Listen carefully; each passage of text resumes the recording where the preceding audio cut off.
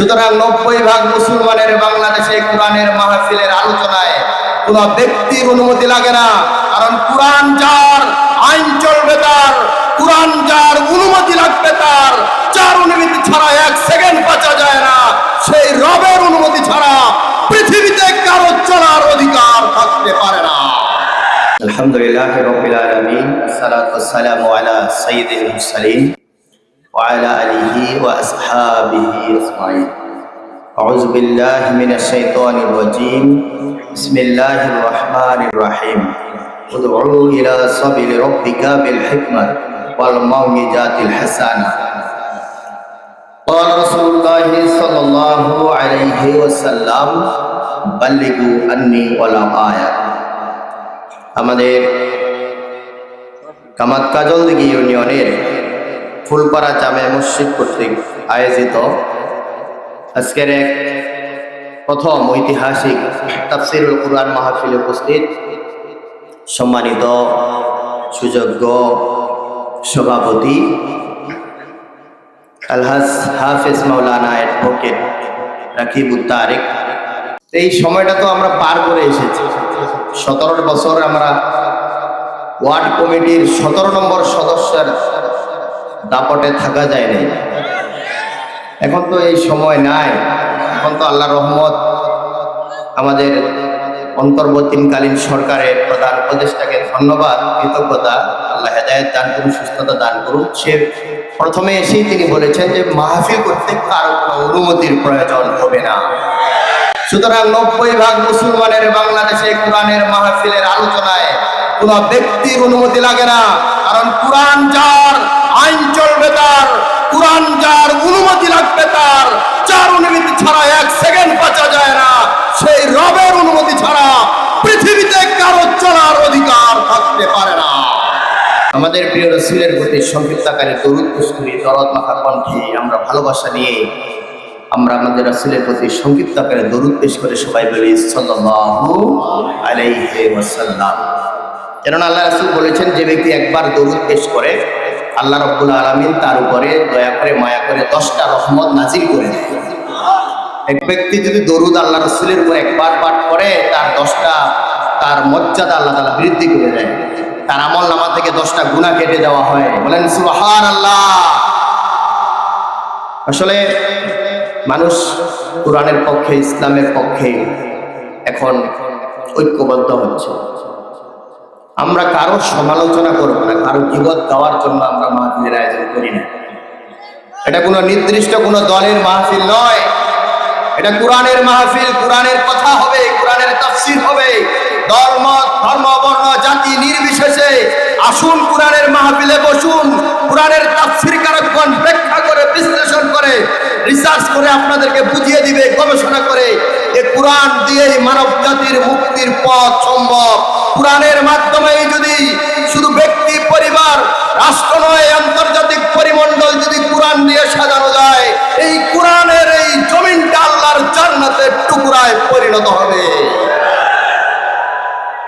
সম্মানিত ভাইরা আমার, সুতরাং আমার প্রধান বক্তা তারেক ভাই বলেছেন, আমাদের আল্লামার কিছুটা কণ্ঠ তার মধ্যে পাওয়া যায় এবং অত্যন্ত চমৎকারভাবে কোরআনের আলোচনা করেন। সোশ্যাল মিডিয়া অর্থাৎ ইউটিউব, ফেসবুক বিভিন্নভাবে আমরা আলোচনাগুলো শুনি। এখন মোবাইল কিন্তু ভালো আছে, খারাপ দিকও আছে। মোবাইল আপনার জাহান্নামে যাওয়ার কারণও হতে পারে, আবার জাহান্নামে যাওয়ার কারণও হতে পারে। সুতরাং মোবাইল ব্যবহারের ক্ষেত্রে আমাদেরকে সাবধানতা অবলম্বন করতে হবে। এই মোবাইলে মানুষ এমন কমেন্ট করে আমরা পড়তেও পারি না, পড়তেও লজ্জা লাগে। মুসলমানের বাচ্চার মুখের ভাষা এত খারাপ করে কমেন্ট করে, যা পড়তেও লজ্জা লাগে। আল্লাহ হেদায়েত দান করুন, বলেন আমিন।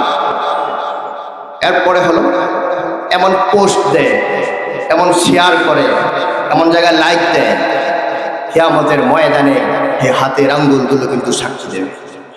আল্লাহ বলবেন, ইকরা কিতাবাকা কাফা বিনাফসিকা আল-ইয়াওমা আলাইকা হাসিবা। পাঠ করো, পাঠ কর, তোর আমলনামা তুই নিজে পড়। আল্লাহ কিন্তু বলবে যে তোমার আমলনামা তুমি নিজে পড়ো। আর দেখ করো আল্লাহর সামনে তুমি কি উপস্থাপন করছো। সম্মানিত ভাইয়েরা আমার, বাঁচার পথ থাকবে না, কিয়ামতের ময়দানে বাঁচার পথ থাকবে না। অহংকার গর্ব চূর্ণ বিচূর্ণ হয়ে যাবে। আমরা আগে কলমগুলো পুরায় আমরা কি খেলা করতাম, একটা কলম দিয়ে আরেকটা কলমের সাথে ঘর বানাইতাম, এরপরে মোমবাতি জ্বালায় জ্বালায় এভাবে আমরা ফালাইতাম। একটা একটা সুতার মধ্যে একটা মালার পুঁতিগুলো থাকতো, ছিঁড়ে দিলে সবগুলা থরথর করে পড়তো। পরে মাঝে মাঝে ভূমিকম্প হয়, আল্লাহ রাব্বুল আলামিন আমাদেরকে একটু সতর্ক করে দেয়, বান্দা হুঁশিয়ার হও, একটু মাটিটা কম্পন করে দিলাম, একটু তোমাদেরকে কাঁপিয়ে দিলাম, তোমাদের হৃদয়ের মধ্যে একটু আল্লাহর ভয় জাগ্রত করে দিলাম। এখনো যদি তোমরা আল্লাহর ভয় হৃদয়ে জাগ্রত করতে না পারো, তাহলে এমন দিন আসবে আল্লাহর নামটা মুখে নেওয়ার সময় পাবা না, দুনিয়া থেকে আল্লাহ তাআলা বিদায় করে দেবেন। ঠিক কিনা বলেন? মানুষের কাছে ছোট করার জন্য আল্লাহ তাআলা ইসলামকে পাঠায় না। আল্লাহ রাব্বুল আলামিন ইসলামকে পাঠিয়েছে ইউলিয়ুযহিরাহু আলাদ দীনি কুল্লিহি, সকল তন্ত্র মন্ত্র ধর্মের উপরে ইসলামকে বিজয় করার জন্য আল্লাহ তাআলা রাসূলের মাধ্যমে কুরআন নাজিল করেছেন। বলেন সুবহানাল্লাহ। তাহলে লিইউযহিরাহু আলাদ দীনি কুল্লিহি, সবার উপরে থাকবে ইসলাম। আমরা মুসলমান, সবার উপরে থাকবে আমাদের স্থান। কি ঠিক কিনা বলেন? উনি আসলেই আমরা ওনাকে মন ছেড়ে দেব।